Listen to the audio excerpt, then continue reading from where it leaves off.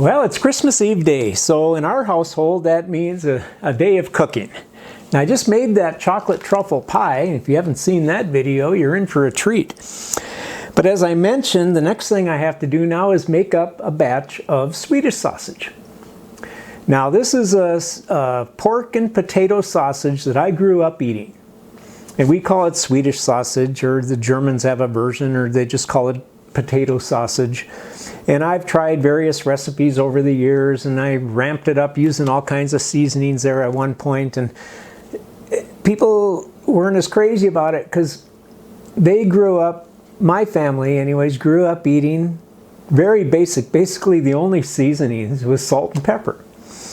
But what I came up with here now, and this is our go-to Swedish sausage recipe, is in this case, I'm going to make 6 pounds.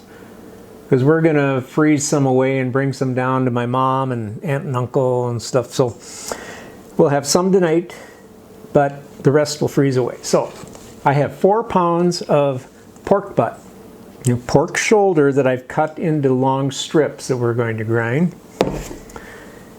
2 pounds of diced par-cooked potatoes. I just did the same method. If you watch the pasty making videos, basically I did the same thing. The par cooking the potatoes, they're not fully cooked. I probably cooked these a little bit longer than I do for the pasties, but they are cooked. So, yeah, they're not really chewy, but they're not fall apart cooked. Basically, I brought the water to a boil, salted water, a tablespoon of sea salt, and enough water to cover the potatoes. And I brought it to a boil, and then I turned the heat off for two minutes. Basically, that's all longer it took, and then I just dumped them into a colander. I didn't rinse them or anything, and then I just drained them off. And then I also saved back a little cup of the potato water that we're going to add to the sausage, as we need liquid to get it the right consistency to stuff. So 4 pounds of pork butt, 2 pounds of diced par-cooked potatoes, 3 tablespoons of canning salt, and 1 tablespoon of my secret all-purpose seasoning, which if you've cooked with me before, you know what it is. If you haven't, and you want to cook with me, you better learn it, because it's in just about everything. Now, it's nothing terribly secret. It's basically 1/2 part black pepper to 1 part onion powder to 2 parts garlic powder, and that's it. And if you watch the original pasty making video, you'll hear the whole history about how I came up with it and why it's important. So what we're going to do is grind up our meat, grind up our potatoes, add our seasonings, and then we're going to stuff them. And I have here some hog casings. I'm not crazy about using them. I used to, when I had the store, get some good quality ones that were from America anyways. These packaged ones now, they come from China, and I don't want to get into details about it, but you don't need casings and you don't need to stuff this sausage. It makes a great bulk sausage. You can patty it out and just fry it up in butter. It makes a wonderful sausage that way. But the casings kind of contain it and make it so we can, I'm going to par cook these, I'm going to pre-cook them. I'm going to put them in a hot water bath, get them up to 155 so they're fully cooked, ready to eat, so then they just need to be browned and served. So the casings make it handy. But our kids never eat the casings anyways. They always cut the casing off and eat the sausage. So it's your call. If you don't have one of these stuffers, just make it as a bulk sausage. It's really just as good. But we're going to get going here. Oh, the other thing we're having tonight, besides our Swedish sausage, is our Lutefisk. Now, I grew up eating this too, and I admit to, when I was younger, I wasn't crazy about it, but I always ate it.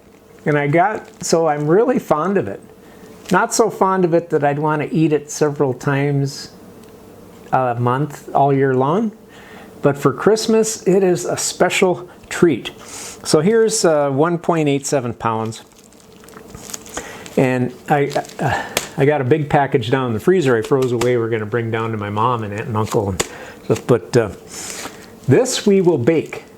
400-degree oven, put it in a glass baking dish, sprinkle some sea salt on top, maybe a little all-purpose seasoning snuck in there, a few dabs of butter. Bake it at 400 degrees for about 25 minutes. You want to start checking it with a fork or a knife. Check it for flakiness. You want it to just flake, and there's a fine line between being undercooked and turning to gelatin.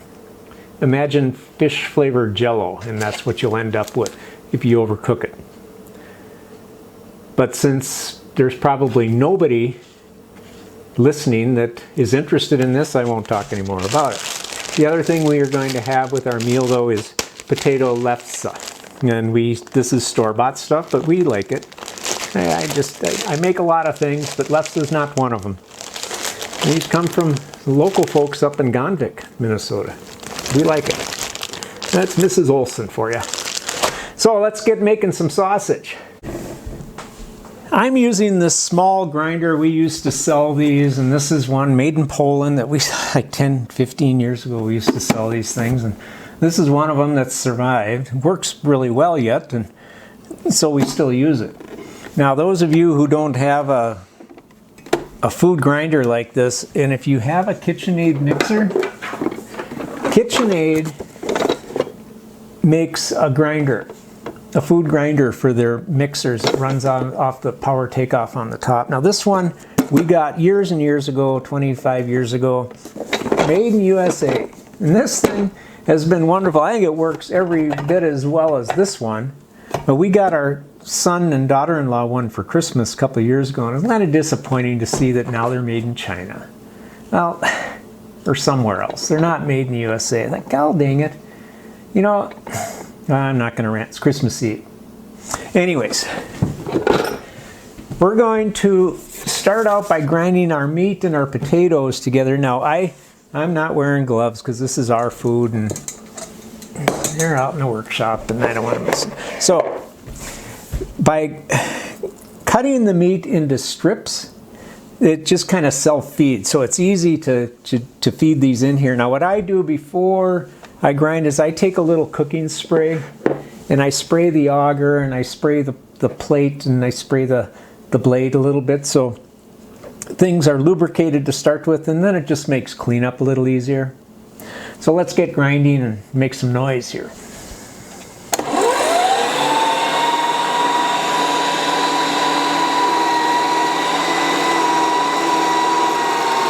I use the fine grinder plate.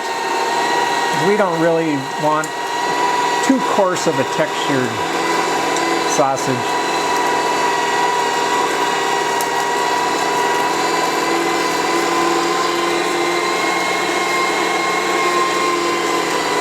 You're probably not going to want me sitting here grinding four pounds of sausage. So why don't we grind up this meat and I'll get back to you here.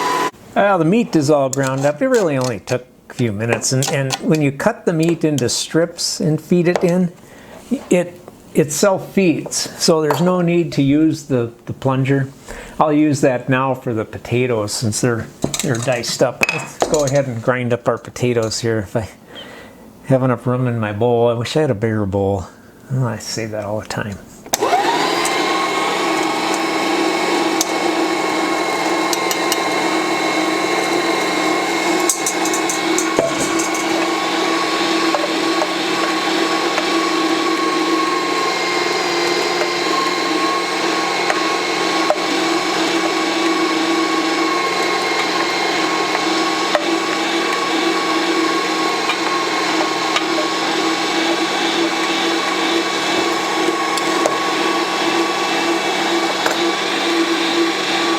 Now some people who make this kind of cheap and just go buy the hash browns or whatever, you know, I just soon not buy that kind of potato product. I really don't want to support that industry, but because of what they're doing to our soils, especially here in Minnesota.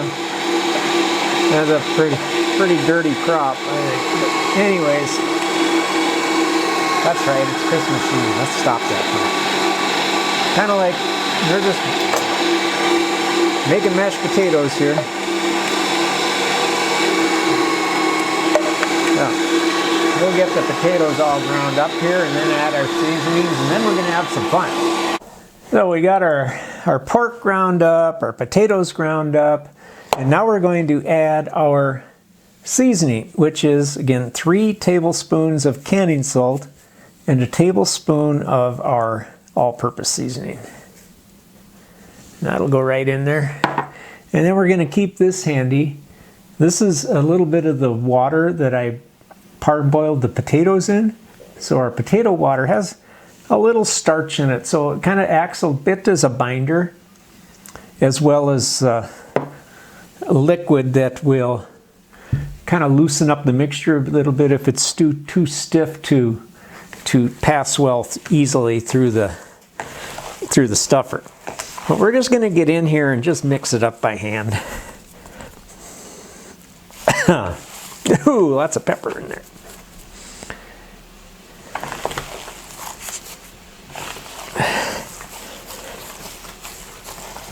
Now, some of you are probably saying, geez, this guy's getting all hot and bothered over potatoes that are, strip mined from denuded soil and doused in chemicals and everything else. What about the pork? Well, yeah, you're right. The whole confinement industry, I think it's sad. It's really sad, but there are better ways to do it.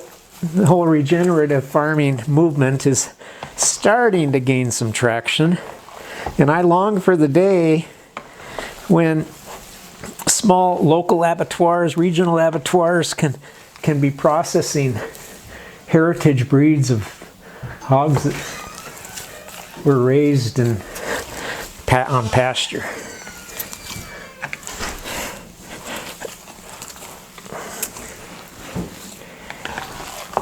Okay, say dear. What? Could you come up here and get your boots off? I'm filming right now, and I want the camera shut off. So I got the mixture all mixed up. I filled the stuffer. This is a 5-pound stuffer, so it holds roughly 5 pounds, and then there's this much left, so we'll have to give it another fill. So I ended up using about a little over half of that potato water to thin the mixture down a little bit. So we're going to go ahead and put our stuffing chamber back in here, and then start cranking it down here a little bit. This is basically just a miniature version of the same stuffer that I had at the store, our 25-pound electric one that I used for extruding the pasty dough. If you watch that pasty video, I explain how I used to do that. So we're going to go ahead and put a casing on. Now, these casings were frozen. They're from last year, and I froze them away. They're in salt, and I took them out this morning, and I soaked them, rinsed them a few times, soaked them in kind of warm water, and then I ran water through them a few times. That's really important. Run water through them it does a couple of things. It flushes out gunk and kind of cleans them, and then it also kind of pre-stretches them so that they're much more pliable and easy to work with. So we'll see how far I get with this length of casing. What was this? Probably about 3 feet or so, 3 or 4 feet. And check.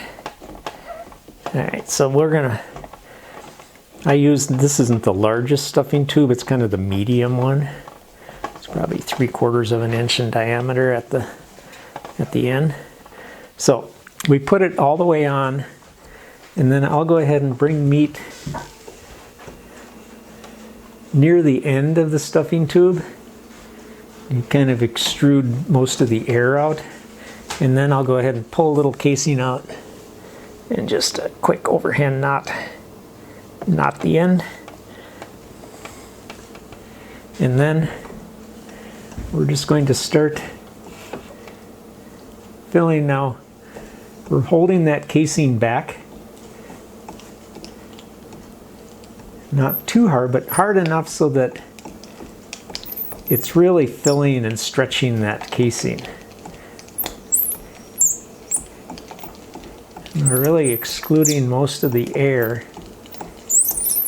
Now, Swedish sausage is generally made into rings, not links. So I probably already messed up by not leaving enough on the end to tie my ring on. Oh well.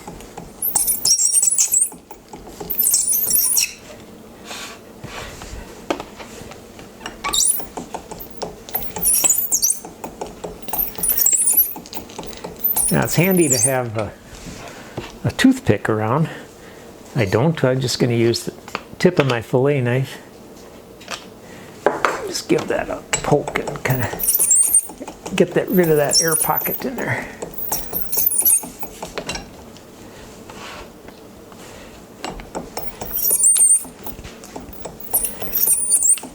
So once I finish this link, what I'll probably go ahead and raise that plunger back up before I go all the way down, and then I'll add the remaining mixture, and then we'll finish off the other casings.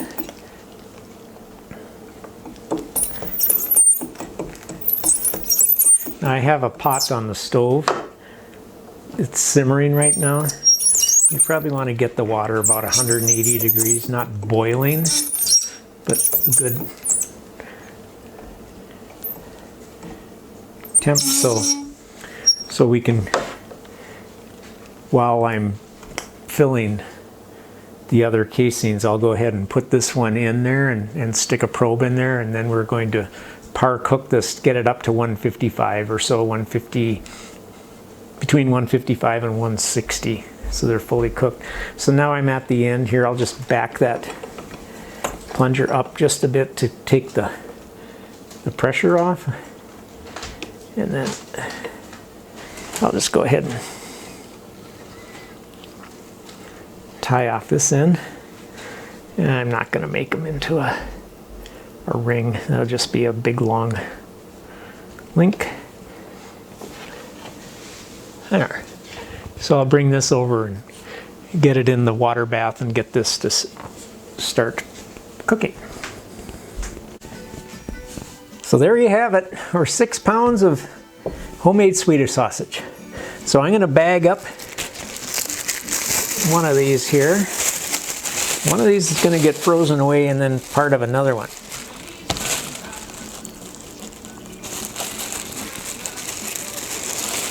And wrestle it in there.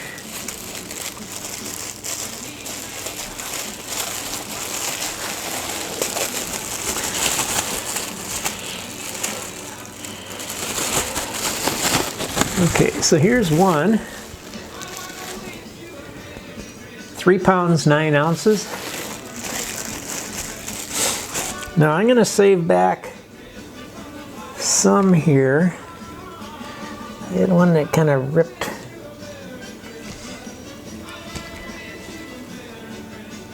Okay, I'm going to save back some for tonight to have for supper, for Christmas Eve dinner, I imagine. About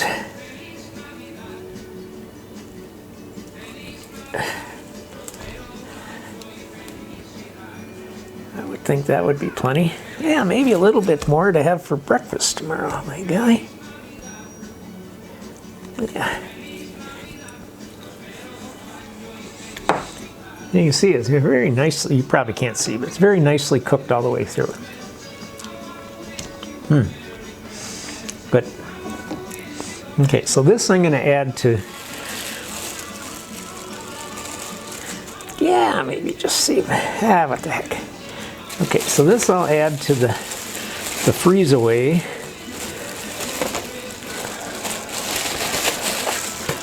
So that'll be a total of 5 pounds. So 5 pounds is going to get shipped, or not shipped, but brought down to Grandma. And then the rest, this here is going to be for tonight and tomorrow morning. It makes a really good breakfast sausage. Fried up in a little butter on toast. 1 pound, 5 ounces. So that's it. I'm done cooking for the day. Merry Christmas.